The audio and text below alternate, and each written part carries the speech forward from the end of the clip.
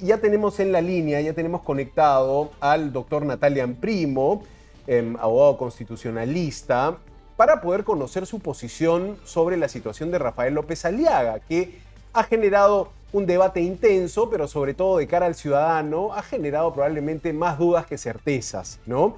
Bienvenido a Latina, doctor Amprimo, un gusto tenerlo, muy buenas noches. Muy buenas noches, un gusto como siempre.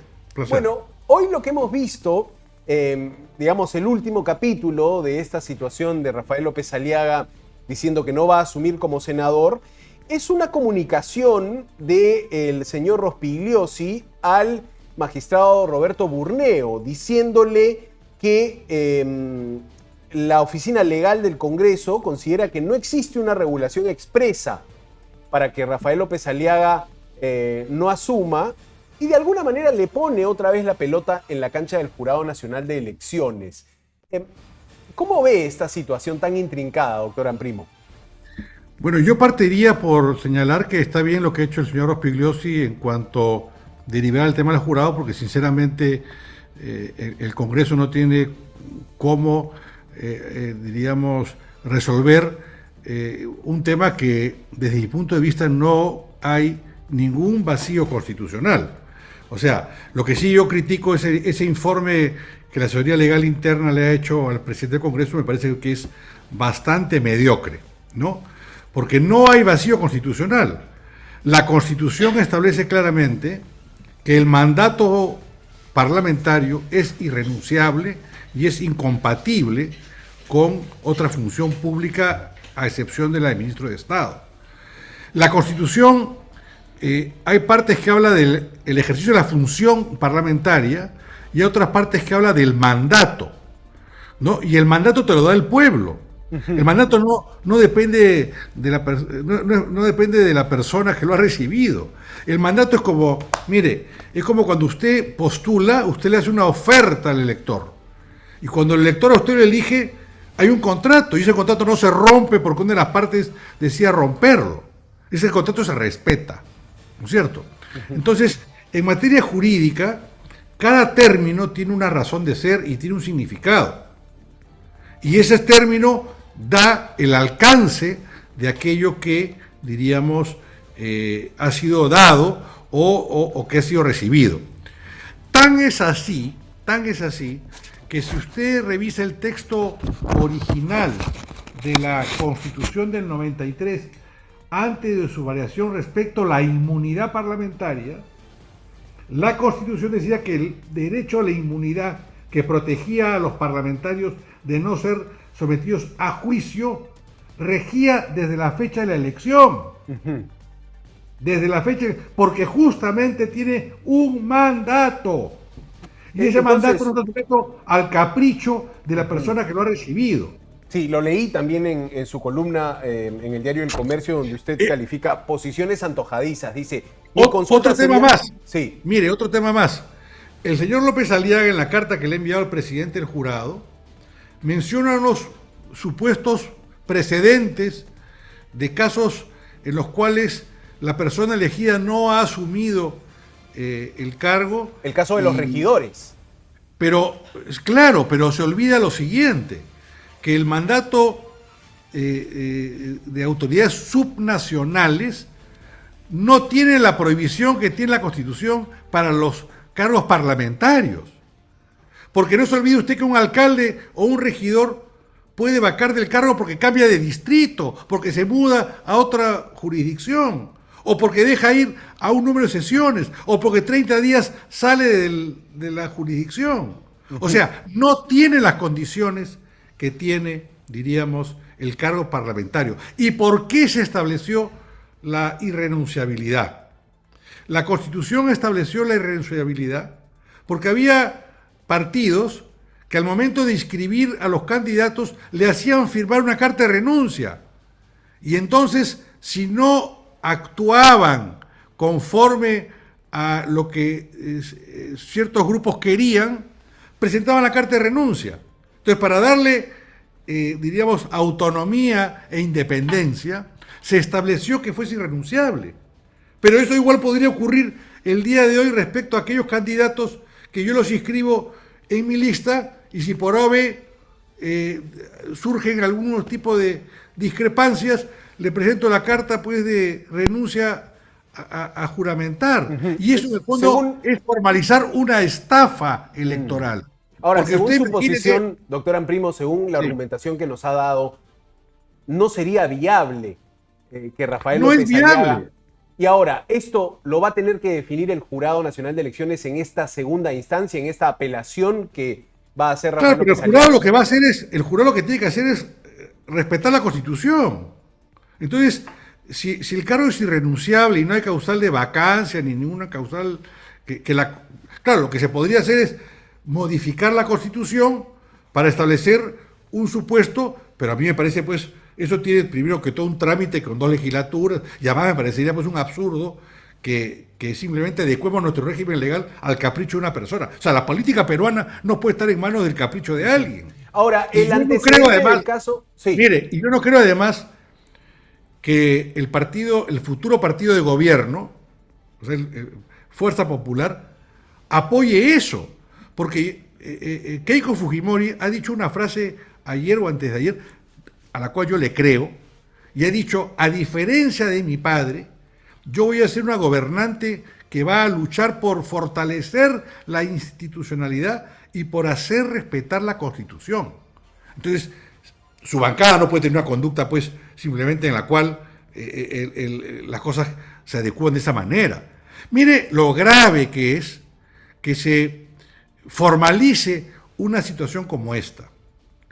Porque esto permitiría que los partidos hagan una lista de candidatos muy bien, con personas muy bien, diríamos, valoradas, muy bien representativas, pero que una vez electas no aceptan. Para que entren los accesitarios. Claro. Entonces, esa es una estafa al elector. Ahora, ¿Dónde el están los antecedente, electores? doctor Amprimo, el antecedente del caso Vallerriestra, donde se discutió la irrenunciabilidad del cargo, ¿puede ser utilizado en favor de López Aliaga?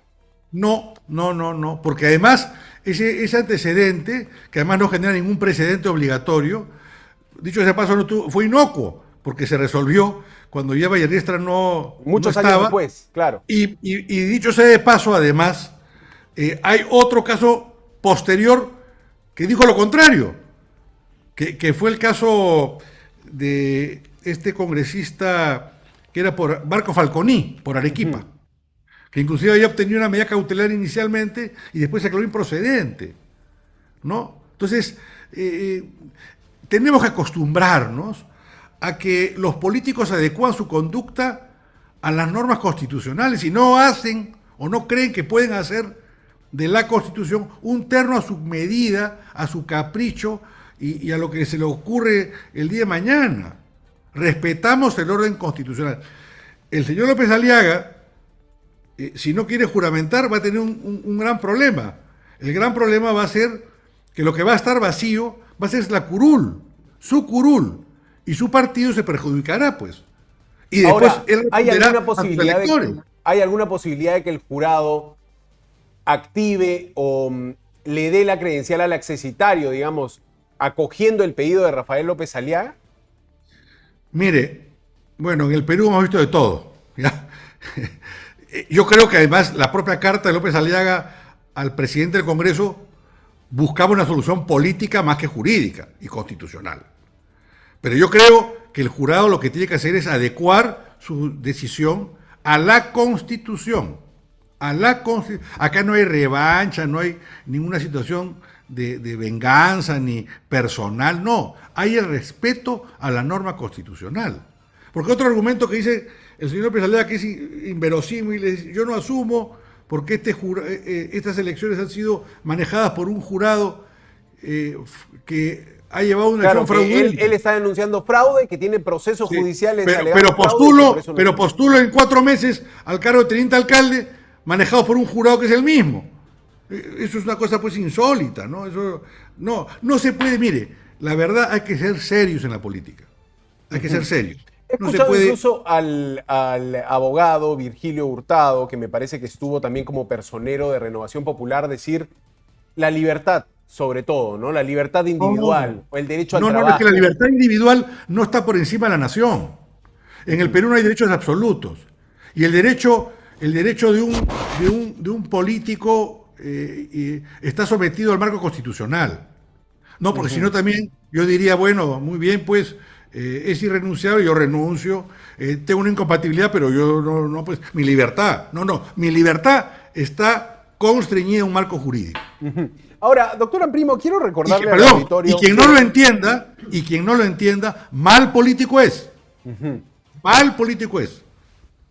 Hablando Porque de la política Constitución y recordando... es un control del poder. La Ha quedado Constitución clarísimo. es un régimen de control del poder. Ha quedado muy La clara la Constitución, posición. Así es. Y le agradezco también por eso, pero quería recordarle al auditorio que usted también se ha desempeñado como congresista y estamos en este momento, en un momento donde los partidos empiezan a definir el control del Senado y el control de la Cámara de Diputados. Usted en su momento también fue parte de mesas directivas, teniendo estos cargos importantes en el Parlamento. ¿Qué pesa en las negociaciones para que un partido se haga del control de una u otra cámara? En este caso, ¿qué va a ser importante en esos acuerdos, en esas conversaciones para elegir al próximo presidente del Senado, al próximo presidente de la Cámara de Diputados? Mire, lo que pesan son los votos y cuál es la imagen que quiere dar la Cámara frente a la nación. Pero tenemos un Congreso tan dividido, fruto de una mala reforma constitucional que fue advertida. Porque el haber hecho que el Senado sea elegido por mitad distrito único y mitad distrito múltiple, va a ser un dolor de cabeza que vamos a soportar los peruanos por mucho tiempo. Y eso es una irresponsabilidad que se les ha indicado. Y que además puede terminar paralizando al Congreso. Porque usted va a tener... ¿Por qué podría paralizar al Congreso? Porque usted ha establecido una representación en el Senado cuya mitad es elegida por departamentos. Claro. O sea, usted va a tener el senador de Arequipa y va a tener el diputado de Arequipa y va a tener el senador de Junín y el diputado de Junín, y eso va a generar una competencia entre esas autoridades, como la que hemos vivido antes, porque esto no es ninguna novedad. Y entonces, no se olvide que en la fórmula constitucional que se aprobó, la iniciativa legislativa la tiene diputados, pero lo que aprueba diputados puede ser modificado íntegramente por el Senado. Y entonces cuando eso vaya al Poder Ejecutivo, si el Poder Ejecutivo observa la ley, para insistir se requiere aprobación por ambas cámaras. Va a ser bien difícil que la Cámara de Diputados ratifique aquello que es distinto a lo que ellos aprobaron. Entonces se va a generar, ¿qué cosa? La parálisis. Claro, como una suerte de, si no me apruebas el proyecto de ley como yo lo diseñé, no lo apruebo en la Cámara de Diputados y queda bloqueado el proyecto, ¿no? Cuando regrese no va a volver, pues no se va a poder aprobar. Interesante, interesante porque esto puede ser el momento de desencuentro político permanente en este quinquenio, mire, ¿no? Han creado un Frankenstein, pero ese Frankenstein va a ser peor cuando comience a caminar. Ahora, ¿el fujimorismo debe tener el control de la Cámara de Senadores? Es la primera minoría, tienen 22 senadores, se acercan a esa mitad, pero ¿qué le parece? Sí. Políticamente le pido una opinión. No, pues, yo creo que estaría bien que lo tenga, pero si no lo tiene y se elige una persona razonable, porque, mire, aquí el tema no es un tema, diríamos, de militantes de un partido o de otro, se trata de poner gente razonable. Mire, yo fui vicepresidente de una mesa directiva de la oposición. La presidía Antero Flores y yo era el vicepresidente. Claro. Y yo creo que... Bien. Muy bien. Y esa mesa directiva fue totalmente dialogante y colaboradora, con independencia, pero con un sistema de colaboración, porque no hay no debería haber un enfrentamiento entre el legislativo y el ejecutivo. Cada uno tiene sus funciones y cada uno tiene que tener un rol de colaboración en el marco constitucional. Ahora, claro, si usted va a poner de presidente del Senado o de diputados un coche bomba, bueno, pues no importa qué partido sea, tiene que tener a alguien que sea coherente, que tenga un claro diríamos, criterio de lo que es el marco constitucional y de lo que el Perú requiere, y de lo que el Perú requiere en estos 5 años en los cuales no solamente se juega su futuro, el crecimiento, sino nos jugamos nuestra democracia. Nuestra democracia. Lo que no podemos seguir teniendo es lo que hemos tenido hasta en este quinquenio, ¿no? Parlamentarios, salvo honrosas excepciones, que son las excepciones, que han hecho tabula rasa a todo principio, a todo valor, que han considerado que el Congreso es una suerte de, diríamos, de casa de empleo, y que han colocado funcionarios de nivel ínfimo en altísima responsabilidad. Ahora, eso no puede ocurrir, pues, ¿no? Otra situación que siempre puede ser complicada en la política nacional, los botones nucleares de la vacancia por incapacidad moral de la presidencia. Esas prácticas en este quinquenio deben continuarse, deben ser olvidadas, deben... No, pero es que vamos a ver las cuidado. cosas. No, pero yo diría lo siguiente, el mecanismo de la vacancia es un mecanismo constitucional aquí y en toda democracia que se respete. Los 2/3 que se requieren de la Cámara no es un invento del Perú, fue copiado de la Constitución americana, ¿no? Y eso quiere decir que se retira de la presidencia a alguien en cuyo comportamiento no está acorde a la majestad y a la conducta que debe tener un mandatario. Y eso no está sujeto a una lista de lavandería o de causales, sino está listo a la percepción que se tenga. Porque lo que está usted sancionando es la indignidad. La indignidad. Y para eso se requiere 2/3. La composición actual del Congreso, salvo que se presentase una situación, pues, la verdad, insospechada, ¿no?